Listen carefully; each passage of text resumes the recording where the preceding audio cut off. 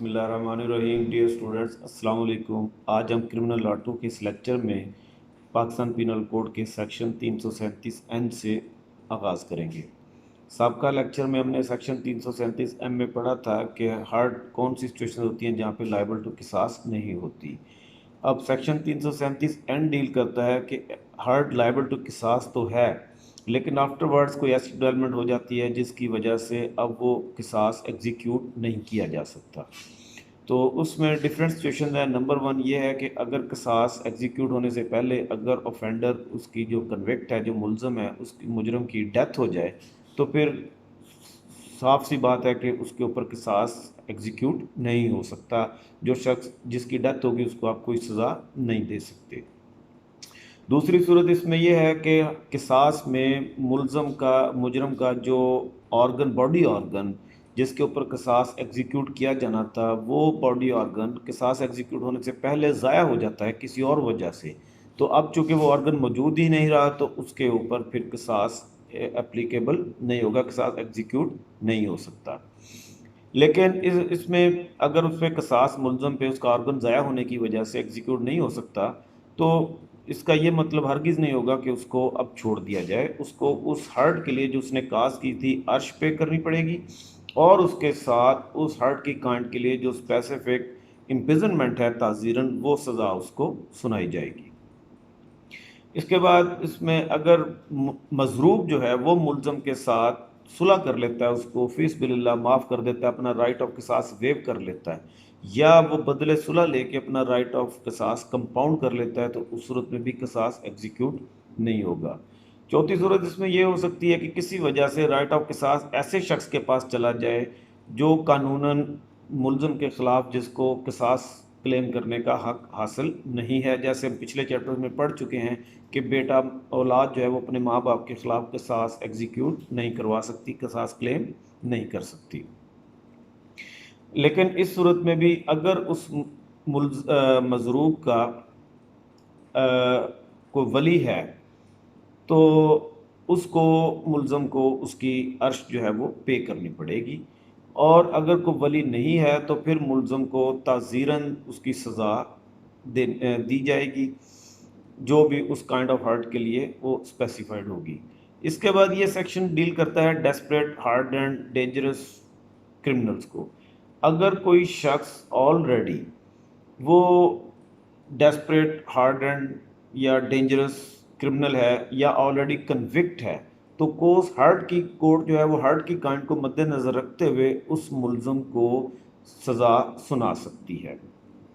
और ये सज़ा उस मुलज़म के लिए ताज़ीरन जो उसको कैद की सज़ा अर्श के अलावा भी कोर्ट सुना सकती है, और वो सज़ा जितनी मैक्सिमम जो पनिशमेंट दी गई होगी उसके 1/3 से कम किसी सूरत नहीं होगी। ये रूल बेसिकली रिलेट करता है, जैसे हमने पहले पढ़ा था कि फसाद फिल अर्ज़ का कानून कत्ल की शक्ल में, तो इसी तरह ये हार्ड की शक्ल में भी ये कानून फसाद फिल अर्ज़ वाले कैटेगरी में आता है कि अगर मुलज़म आदी मुजरम है या ख़तरनाक मुजरम है, सज़ा याफ्ता है, तो इवन सुलह होने के बावजूद भी कोर्ट उसको सज़ा सुना सकती है। इसके बाद सेक्शन 337 और डील करता है कि वली कौन होगा। किसास का हक होता है वली का। जहाँ पे मर्डर केस हो वहाँ पे वली डेफिनेटली मकतूल के वारसान होते हैं, लेकिन अगर हर्ट केस है तो उसमें जिस आदमी को हर्ट काज की गई है वो खुद अपना वली होगा। हाँ, लेकिन इसमें यह है कि अगर वो मजरूब जो है जिसको हर्ट काज की गई है वो माइनर है या अनसाउंड माइंड है, तो वो तो अपना राइट खुद क्लेम एक्सिक्यूट नहीं करवा सकता। तो इस सूरत में उसका फादर या उसका paternal grandfather, how high so ever, उनको यह हक हासिल होगा कि उस मजरूब के बिहाफ पे इस राइट को एग्जीक्यूट करें। अब अगर राइट ये किसास का राइट एग्जीक्यूट होने से पहले मजरूब की किसी वजह से डेथ हो जाती है, तो फिर ये राइट ऑफ किसास जो मजरूब का ये उसके वारसान को ट्रांसफ़र हो जाएगा, उसके जो लीगल हियर्स हैं वो इसको एग्जीक्यूट करवाएंगे। अब अगर मजरूब की डेथ के बाद उसका कोई वारस भी मौजूद नहीं है तो फिर ये राइट ऑफ किसास स्टेट के पास चला जाएगा, फिर रियासत जो है वो उसके राइट ऑफ किसास को एग्जीक्यूट करवाएगी। इसके बाद सेक्शन 337 है, ये डील करता है कि किसास की जो एग्जीक्यूशन है वो कैसे की जाएगी। जब किसास मुलज़म के ऊपर एग्जीक्यूट करना होगा तो इसके लिए एक तो यह है कि इसको पब्लिकली किया जाएगा, اور ایک اتھورائز جو گورنمنٹ کی طرف سے متعین کردہ ایک میڈیکل آفیسر ہوگا اس کی موجودگی میں ہوگا، اور وہ میڈیکل آفیسر ملزم کا معائنہ کرے گا اور وہ اس چیز کا جو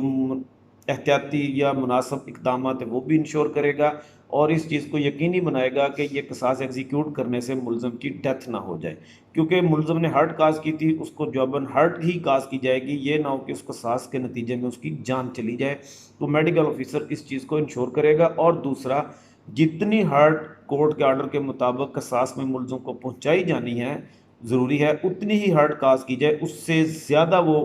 ہرٹ اس کو کاز نہ ہو۔ تو ان چیزوں کو وہ ایتھورائز میڈیکل آفیسر انشور کرے گا۔ دوسرا اس میں یہ شرط ہے کہ جب یہ قصاص ایگزیکیوٹ کرنا ہوگا تو اس میں جو ولی ہے یعنی مضروب ہے، یا اگر مضروب نہیں ہے تو اس کے وارثان میں سے جو بھی ولی ہوگا وہ اس کا موقع پر ہونا ضروری ہے۔ اس کو کورٹ کی طرف سے انفارم کیا جائے گا ان کو کہ اس ٹائم پہ، اس دن کو، اس جگہ پہ ملزم کے خلاف قصاص ایگزیکیوٹ کیا جانا ہے، تو آپ موقع پر موجود رہیں۔ تو وہ ولی یا اس کا کوئی نمائندہ موقع پر موجود ہوگا، اور اگر ان میں سے کوئی ولی یا اس کا نمائندہ موجود نہ ہو تو پھر کورٹ آتھورائز کرے گی کسی آفیسر کو جو کورٹ کے بہاف پہ وہاں موقع پر موجود ہوگا، اور وہ آتھورائز کرے گا، اجازت دے گا اس قصاص کو ایگزیکیوٹ کرنے کی۔ اس میں فردر ایک پروویژن ہے کہ اگر جو مجرم ہے